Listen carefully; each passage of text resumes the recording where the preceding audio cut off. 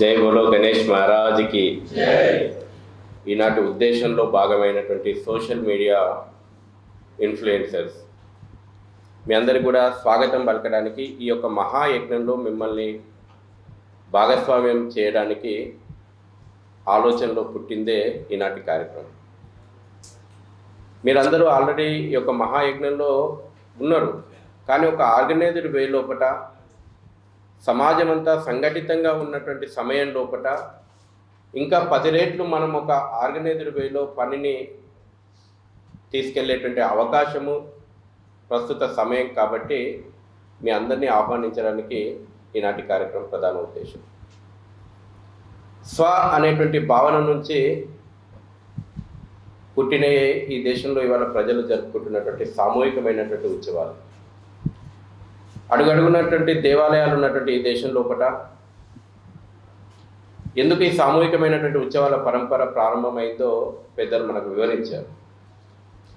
అది సామూహికమైనటువంటి గణేష్ ఉత్సవాలు అయితేనేమి, సామూహికంగా చేసుకునేటువంటి పండుగలు అయితేనేమి, సామూహికంగా జరుపుకునేటువంటి దుర్గా ఉత్సవాలు అయితేనేమి, ఇంటికే పరిమితమైనటువంటి హిందువును, స్వాభిమానం లోపించినటువంటి హిందువును, శక్తి విహీనంగా తనకు తాను తలదించుకుంటున్నటువంటి హిందువును సశక్తంగా నిలబెట్టడానికి, స్వాభిమానపూరితమైనటువంటి ఒక ఆత్మస్థైర్యాన్ని సమాజంలో నింపడానికి, ఒక సంఘటితమైనటువంటి హిందూ సమాజం మాత్రమే ఈ దేశము, ధర్మము, సంస్కృతి ఎదుర్కొంటున్నటువంటి అన్ని సమస్యలకు పరిష్కారం కనుగొంటుంది అనేటువంటి ఆలోచనలోనే ఛత్రపతి శివాజీ మహారాజు 1630లో చేసినటువంటి సామూహికమైనటువంటి ఉత్సవాల అంకురార్పణ. ఒకవైపు సామూహిక గణేష్ ఉత్సవాలు, అదే రకంగా భక్తి ఉద్యమాలు. ఈ దేశంలో అనేక భక్తి ఉద్యమాలు మన కళ్ళ ముందర ఉన్నాయి. సంత్ తులసీదాస్ అయితేనేమి, రవిదాస్ నడిపినటువంటి భక్తి ఉద్యమం అయితేనేమి, సమర్థ రామదాసు ఊరి చివర లోపట, ప్రతి ఊరి చివరి లోపట హనుమాన్ విగ్రహాన్ని ప్రతిష్టాపన చేసి శక్తిని ఉపాసించండి అని యువతకు ప్రబోధన చేస్తూ పోతుంటే, హనుమాన్ వ్యాయామశాలల ద్వారా తయారైనటువంటి ఆ సైన్యం ఛత్రపతి శివాజీ మహారాజ్ యొక్క హైందవీయ సామ్రాజ్య నిర్మాణానికి వెన్నుముకగా నిలిచినాయి. ఇది చరిత్ర ఈ దేశం లోపల. మళ్ళీ అదే స్ఫూర్తిని స్వాతంత్ర సమర పోరాటం లోపల అనేక మంది, వేలాది మంది, ఈరోజు బ్రిటిష్ లైబ్రరీలో ఉంది. మన చరిత్రలో మనకు ఈనాటి తరానికి అందుబాటులో లేకపోవచ్చు. కేవలం అధికార మార్పిడి కోసం ఈ దేశంలో స్వాతంత్ర సంగ్రామం జరగలేదు. ఈనాడు కొన్ని కుటుంబాల కోసం, ఇంతకాలం పరిపాలించినటువంటి కుటుంబాల అధికారం కోసం వేలాది మంది ప్రాణత్యాగం చేయలేదు. ఈ దేశాన్ని, ధర్మాన్ని, సంస్కృతిని పరిరక్షించుకోవాలనేటువంటి తపననే స్వాతంత్ర పోరాటం లోపల వేలాది మంది బలిదానాలు కావడానికి ప్రేరణ నిలిచింది. ఉరికంబం ఎక్కినటువంటి ప్రతి వీరుడు భగవద్గీతను చేతబట్టుకొని ఉరికంబం ఎక్కిండు అనేటువంటి విషయము మన ఈ తరానికి తెలియకుండా చేసింది. వందే మాతరం అనేటువంటి నినాదం లోపల మనం ఈరోజు చర్చిస్తున్నటువంటి అన్ని పూర్తి ఐడియాలజీ సారాంశం ఉంది. అంటే ఏ భావన కోసం, ఏ మాతృమూర్తి మళ్ళీ జగన్మాతగా, మళ్ళీ గురువుగా ఆవిర్భవించడం కోసం, ఆ స్థానం లోపల మళ్ళీ పునఃప్రతిష్టాపన చేయడం కోసం స్వాతంత్రోద్యమం సాగిందో, అందులో ఈ యొక్క సామూహికమైనటువంటి ఉత్సవాల యొక్క ప్రాధాన్యత చాలా ప్రముఖమైనటువంటిది.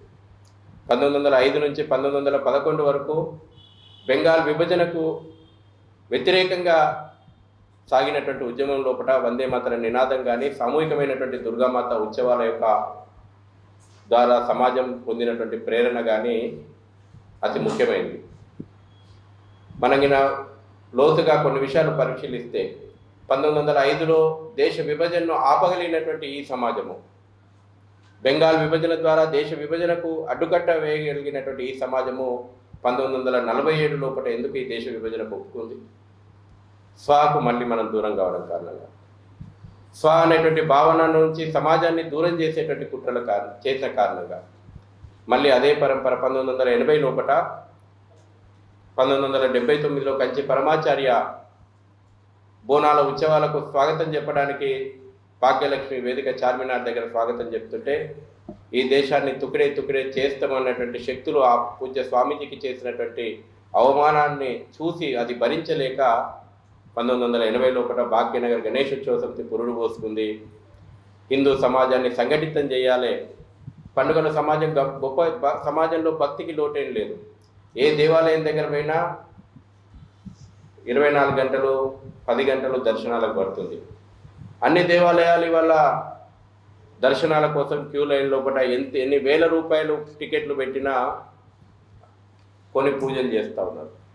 కానీ ఒక్క విషయం మనం లోతుగా గమనిస్తే భక్తికి రోజు సమాజంలో లేదు.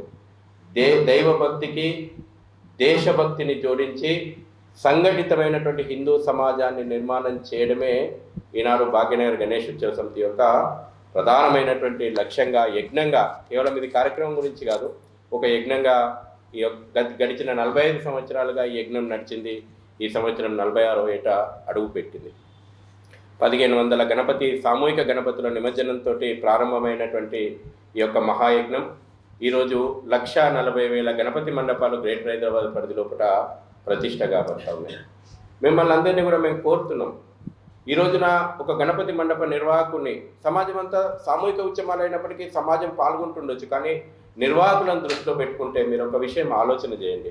మీ ముందర పెడతా ఉన్నాను నేను, ఇదే భాగ్యనగరం లోపల 1,40,000 గణపతి కేంద్రాలుగా దాదాపు 20 లక్షల మంది హిందుత్వ ఆలోచనలు ఉన్నటువంటి యువత ఈ రోజున గణపతి మండపాల కేంద్రంగా ఉంది. ఈ యువతను సరైనటువంటి దశను మనం అందించగలిగి పండుగ చేస్తున్నారు. వాళ్ళు సమాజం లోపల, నా గల్లీ లోపల గణపతిని ప్రతిష్ఠించాలనేటువంటి ఆలోచనతోటి 10వ తరగతి అయిపోగానే, ఇంటర్మీడియట్ అయిపోగానే ఒక యూత్గా ఫామ్ అవుతున్నారు. గణపతి మండపాల కోసం ముందు కదులుతూ ఉన్నారు. వాళ్ళ లోపల సహజ సిద్ధంగా నాయకత్వ, గణపతి నేతృత్వంలోనే నాయకత్వ లక్షణాలు ఉన్నాయి. పోతున్నారు. ఆ 10 మంది ఫస్ట్ ఐక్యత, ఆ 10 మంది నుంచి సమాజాన్ని, ఆ గల్లీని ఐక్యత పరచాలనేటువంటి ఉద్దేశంలో ముందుకు పోతూ ఉన్నారు. ఒక ప్రోగ్రామ్ను ప్లాన్ చేసుకుంటే ఏ రకంగా నాయకత్వ లక్షణాలు ఉన్నాయో, ఏ గణపతిని మనం ఈ సంవత్సరం ప్రతిష్టాపన చేయాలి, ఏ రకంగా మనము డెకరేషన్ చేయాలి, ఏ రోజు నిమజ్జనం చేయాలి, ఎక్కడ నిమజ్జనం చేయాలి, ఒక ప్లానింగ్ చేసుకునేటువంటి నేతృత్వం ఉంది వాళ్ళ దగ్గర. దాన్ని ఎగ్జిక్యూట్ చేసేటువంటి నేతృత్వం ఉంది. సమాజం లోపల తిరుగుతాడు, ఆంటీ మీరు ఈరోజు పూజ చేయాలి, అంకుల్ మీరు ఇవాళ పూజకు చేయాలి, మీరు ఈ ప్రసాదాన్ని తీసుకురావాలా అంటే సమాజాన్ని అంతా కలపగలిగేటువంటి నేతృత్వం ఉంది. ఈ నేతృత్వానికి మీ అందరి సహకారంతో ఒక దశను అందించి నిజమైనటువంటి మనం ఈ లక్ష్యాన్ని వాళ్ళకు చేర్చి ఆ దిశగా మనం ప్రయాణం చేస్తే 15 నిమిషాలు టైం కావాలనుకున్నోనికి సరైనటువంటి సమాధానం ఇస్తుంది. అనేక పండుగలు మనం చేసుకుంటున్నాం. ఇందులో ఒక మంచి అవకాశం ఏంటంటే, మనకు శ్రీరామనవమి ర్యాలీ అవుతున్నది. నేను చాలామందిని అడుగుతూ ఉంటా, ఆ పెద్ద బ్యాచ్ వచ్చింది, ఛత్రపతి శివాజీ జెండా పట్టుకొని వచ్చిండ్రు, 30 అడుగుల జెండా, మనకంటే యాక్టివ్గా జెండాలు ఊపిండ్రు, నినాదాలు చేసిరు. ఎక్కడి నుంచి వచ్చిండ్రనంటే మనం ఎవరము చెప్పలేకపోతున్నాం సంస్థలుగా.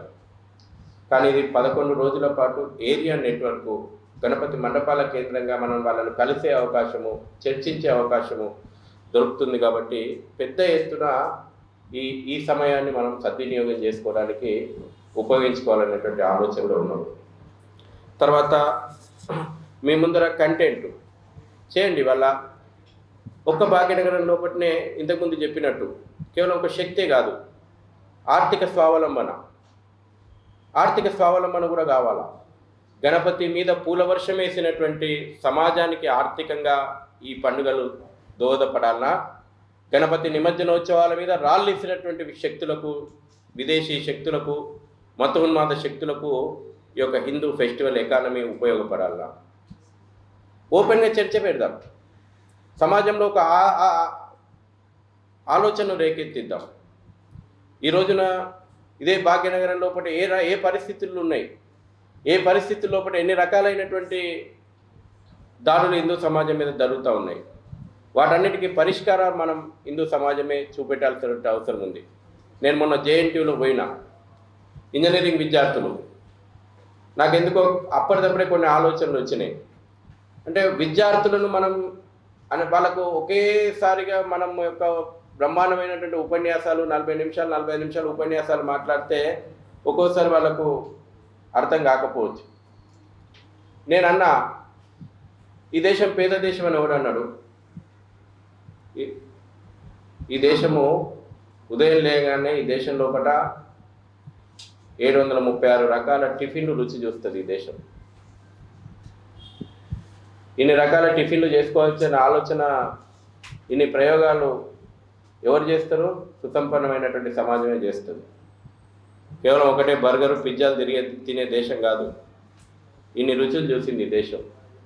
మీరు గణపతికి ఉండ్రాళ్ళు పిండి వంటలు ఇష్టం కదా, ఒకరోజు జేఎన్టీయూలో పెట్టండి, ఎన్ని రకాలైనటువంటి రుచులు మన కాలంలో ఉన్నటువంటి లేకపోతే ఈ తరానికి పరిచయం లేని మీ అమ్మమ్మలను నాయనమ్మలను అడిగి అన్ని రకాల వంటలు చేయించుకొని రోజు పెట్టండి, ఇన్ని రకాల వంటలు మన దేశం తిన్నది, మన సమాజం తిన్నదనే ఆలోచన ఈ తరానికి అందుతుంది.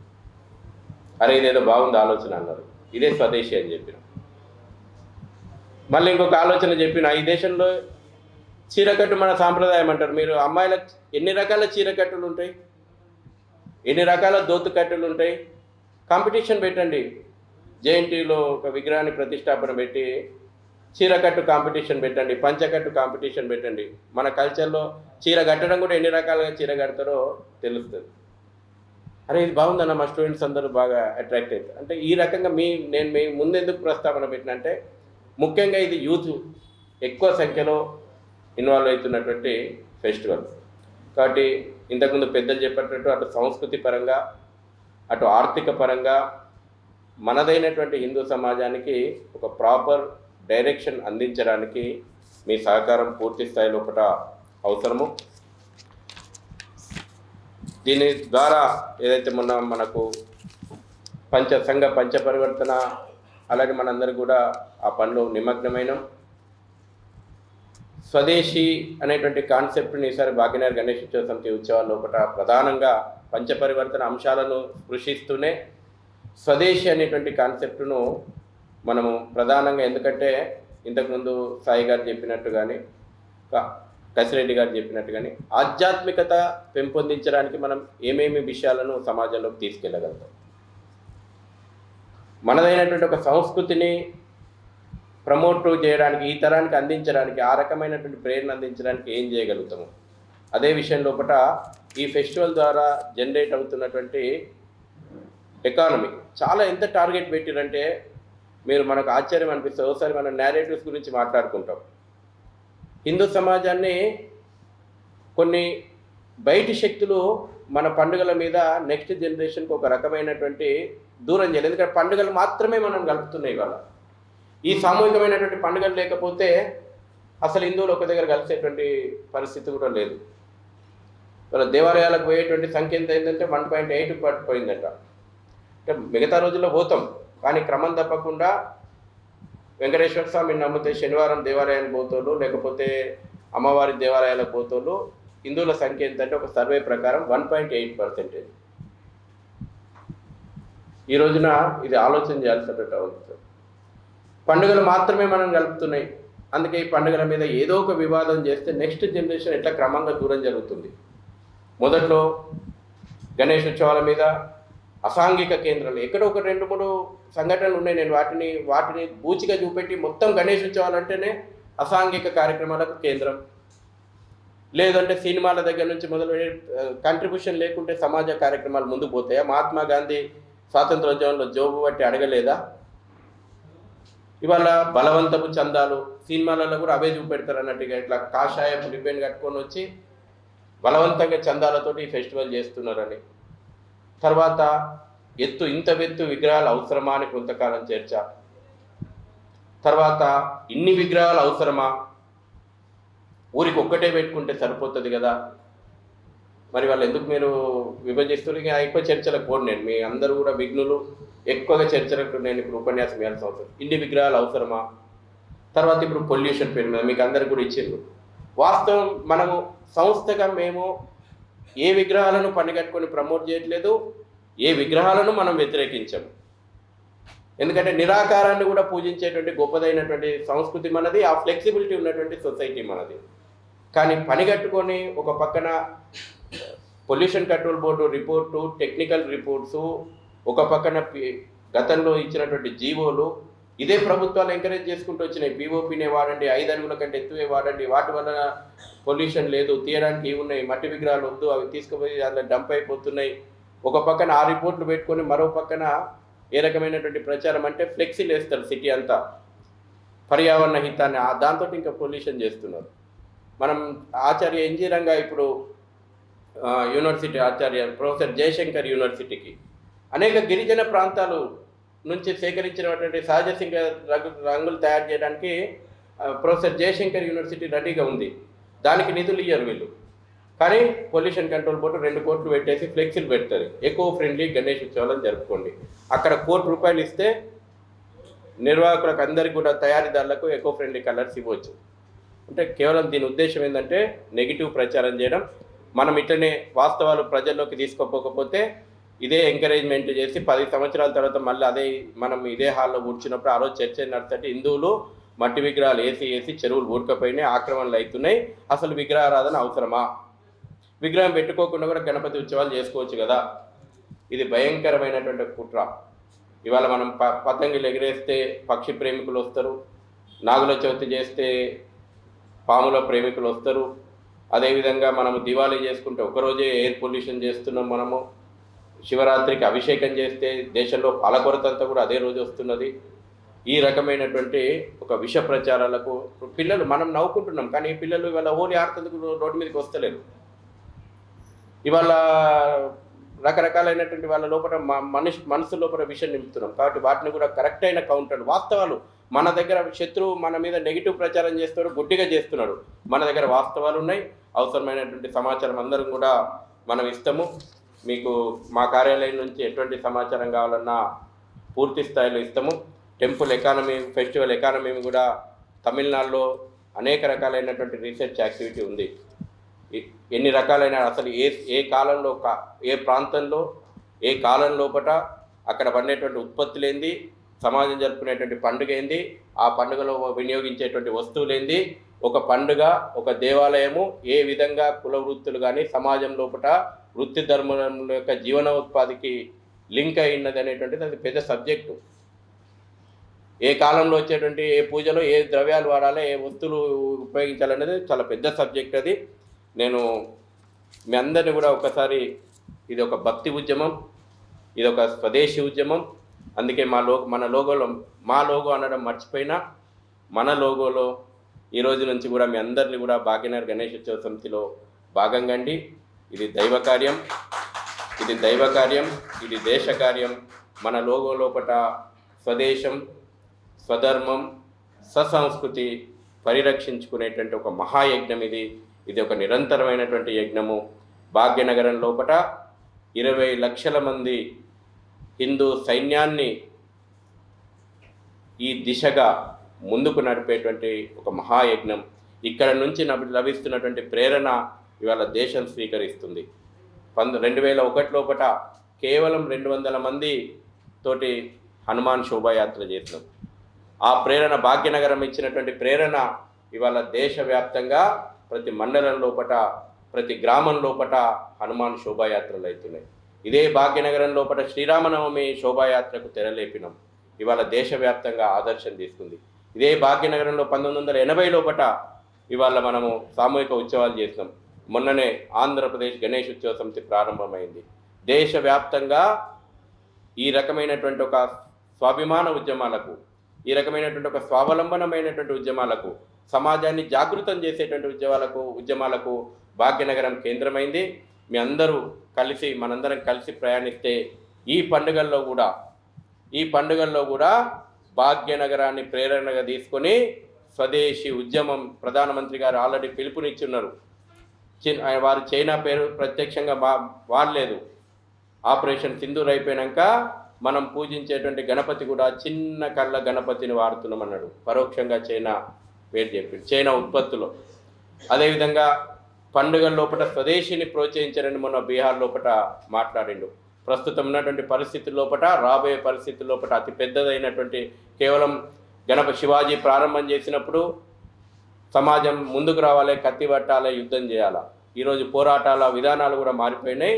ఈరోజు సైద్ధాంతికమైనటువంటి పోరాటాలు, ఈరోజు ఆలోచనాపరమైనటువంటి పోరాటాలు, ఈరోజు భావజాలంతో కూడుకున్నటువంటి పోరాటాలతోటి సమాజం లోపల మనం మార్పు తేవచ్చు. వాటి మనందరం కూడా కలిసి ఈ యొక్క మన ఉద్దేశాలను ప్రజల్లోకి తీసుకెళ్దాం. ఒక ఎకో సిస్టంగా మనం ముందుకు తీసుకెళ్దాం. సంఘ పెద్దల సూచన మార్గదర్శనం మనకు ఉంటుంది. కార్యక్రమానికి వచ్చే భాగ్యనగర్ గణేష్ ఉత్సవ సమితిలో మీ అందరు భాగమైనందుకు మరొక్కసారి సమితి ప్రధాన కార్యదర్శిగా స్వాగతం, సుస్వాగతం. భారత్ మాతాకి జై.